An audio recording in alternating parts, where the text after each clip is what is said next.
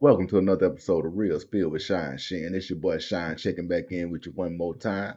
I got my homeboy Gutter in the building. Go to say what's up to the people, bro. What's going on, man? It's Tuesday. Hope. I like people say 10 to 2s, right? Yeah, man, God damn, man, I ain't gonna talk about that. My old lady be watching the show.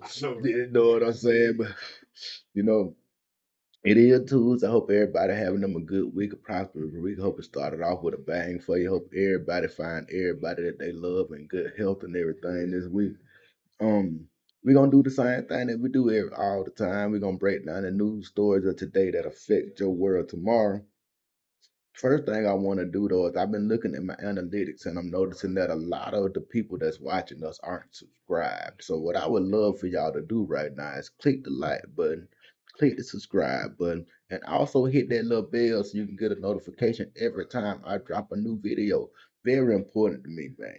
If y'all don't mind, please do that for your boy. Now, our first news story of the day is an opinion piece by Megan Roos. Now, she starts off saying, while research indicates opinions about whether science and religion can overlap are changing, white men are among those most likely to hold a negative view on the topic, according to a study released on Monday. Now, that study is Science and Religion, Moving Away from the Shallow End. It was developed by over 3 years by researchers with the UK Christian think tank called Theos and the Faraday Institute for Science and Religion. So these are pretty accredited people, it appears. Researchers wrote that their study was based on the idea that the debate about science and religion is often viewed out of proportion with the loudest voices on either side, often dominating discussions about popular topics like evolution and the creation of the universe. Now, the title of this, which I went past, is "White Men Less Likely to Accept the Link Between Science and Religion." Hmm. Do you have any idea why that might be? But in my opinion, Right. you know, science is the one place where white supremacy can't exist. Right. You know what I'm saying? Because if you devote your life to science and you believe everything that science says, then you can't believe that the white race is the supreme race because they're a recessive gene. Right. You know what I'm saying? Anytime anybody white mixes with any other race, they baby gonna be that race. Right. You know what I'm saying? They're a recessive gene. So if you believe in science and evolution and all that stuff, then your brain can't also believe that you're a superior race. Because according to science, that's false. The black race is the most dominant race, according to science. You know what I'm saying? And so, in order for you to keep on, religion is the biggest pusher of the white supremacy thing. You know what I'm saying? Like for the longest, a lot of black churches don't put in pictures of black Jesus now. But for the longest, they had white Jesus sitting up in their churches. You know what I'm saying? You got people like Nat Turner going around telling the black folks about the white man's Jesus. yeah, man, god damn it. It's just I remember when I was going to church, man, as a youngster, we still had white Jesus in the church. You know what I'm saying? I had the white man up in there, and even if you don't realize it, subliminally, you're praising a white person. So you're putting white people on a godly pedestal subconsciously. You know what I'm saying? And then what makes it so fucked up is that, you read your Bible and they tell you that these people was close to Egypt and all this other stuff, but in your brain, because of the way you was taught as a kid, you still see him as white. You see him as white Jesus. You know what I'm saying? Because that's what you was taught. That's the image you was gave. You know what I'm saying? Ain't nobody at your and then the easiest time to get somebody to believe something is when they are a child.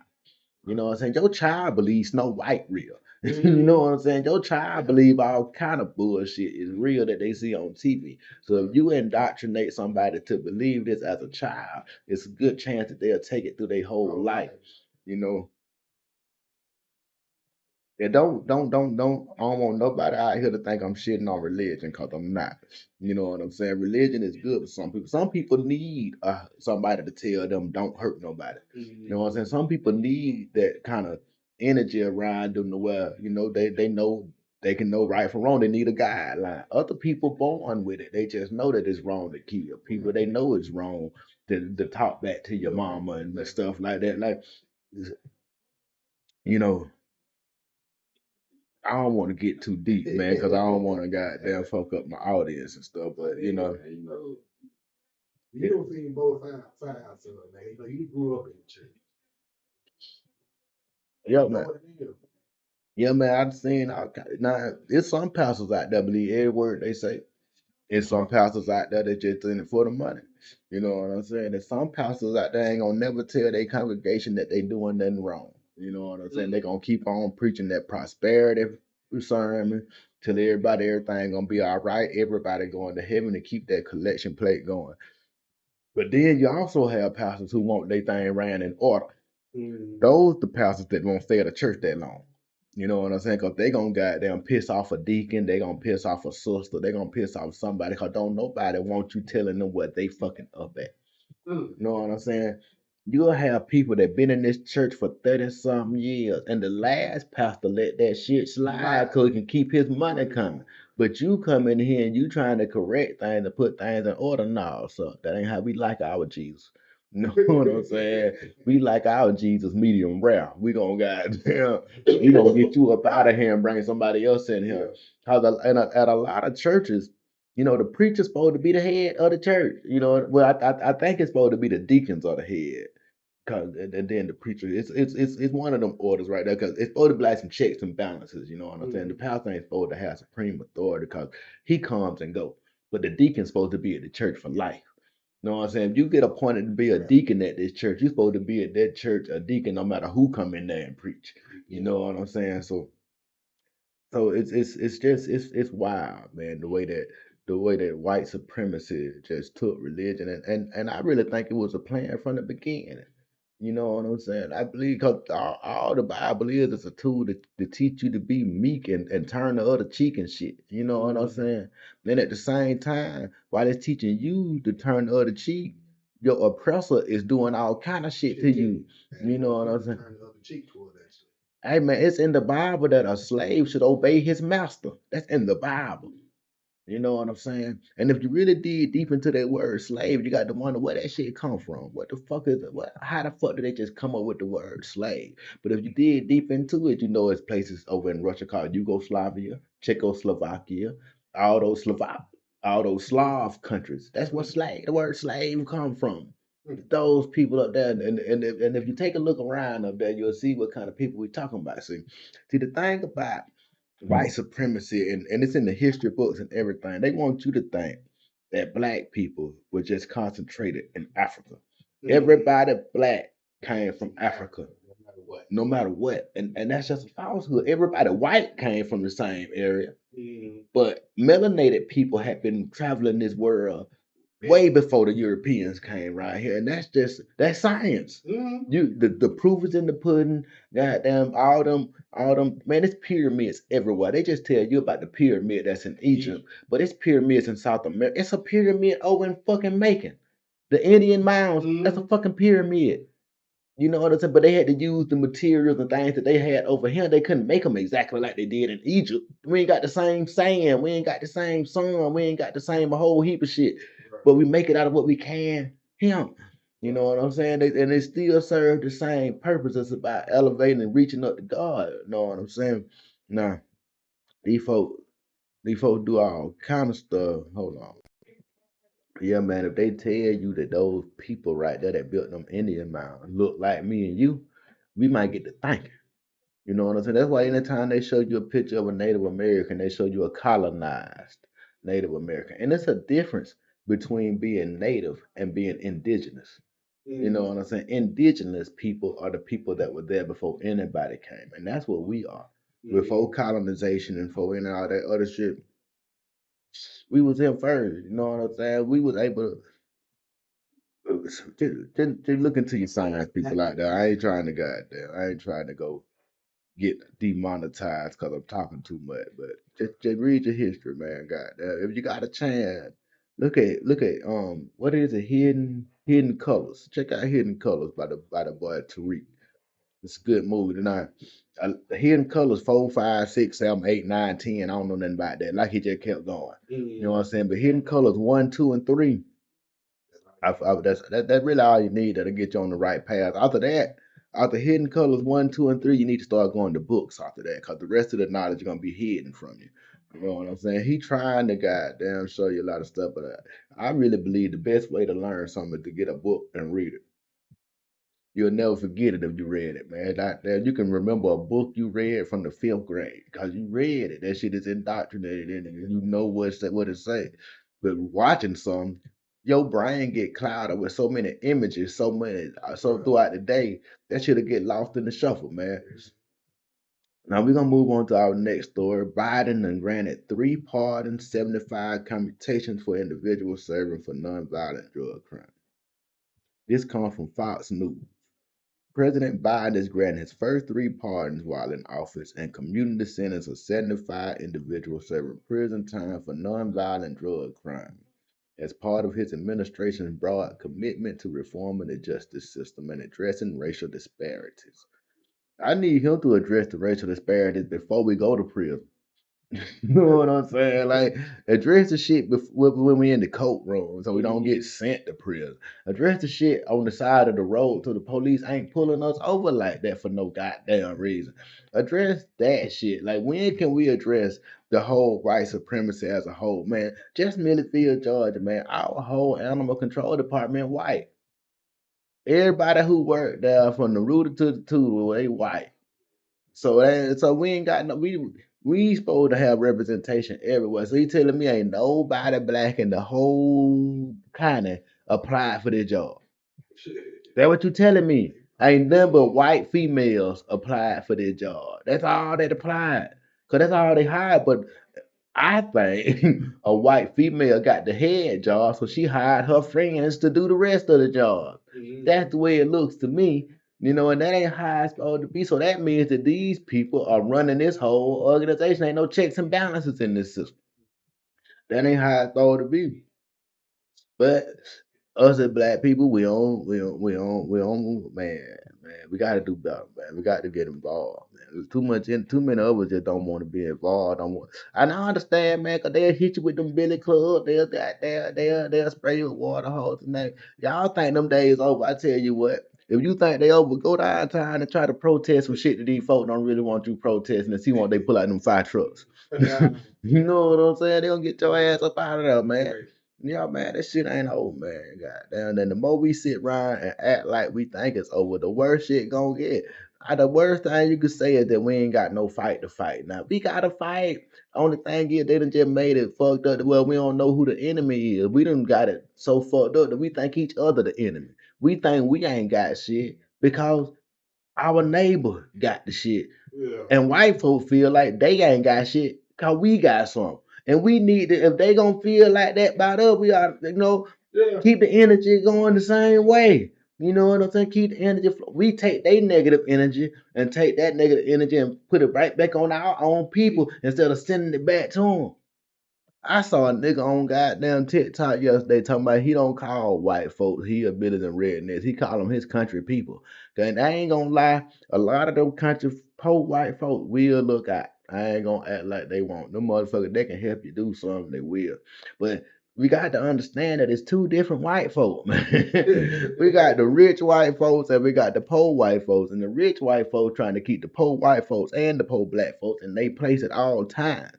You know what I'm saying? Yeah, we in this thing together, but for the most fucked up part of it is that the poor white person don't put that po on the same line. You know what I'm saying? They just know they white. You know what I'm saying? And the poor nigga know he a poor nigga. You know what I'm saying? But he think cause he white, one day he gonna be able to get to the other level. But you're not.